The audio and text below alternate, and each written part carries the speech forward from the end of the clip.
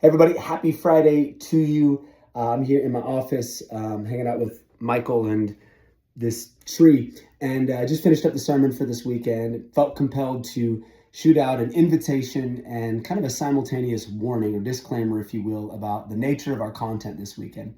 Many of you know we are in a series entitled Parables, where we're looking at these short stories Jesus tells, which display a spiritual truth. And the nature of our text this weekend finds us facing the question, who is my neighbor?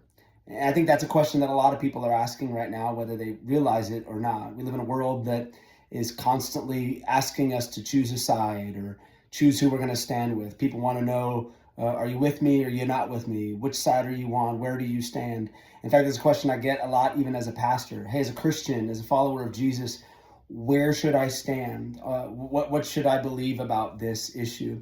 And most of the time I conveniently push people back to the Word of God, and I just say, hey, you read the scriptures. I don't want to tell you how to think. What do you believe Jesus is saying through his word? How do you believe you should think, and what truths should you subscribe to as a result of what you discern from the Word of God? But this weekend, I don't have the luxury of not offering an opinion or teaching on the matter, because the parable we're going to be studying forces us to consider that question. And my warning is this: if you're coming to church this weekend, there's a strong possibility you might feel a little bit uncomfortable. You might feel challenged in your way of thinking, or maybe even in some of your alliances or your allegiances.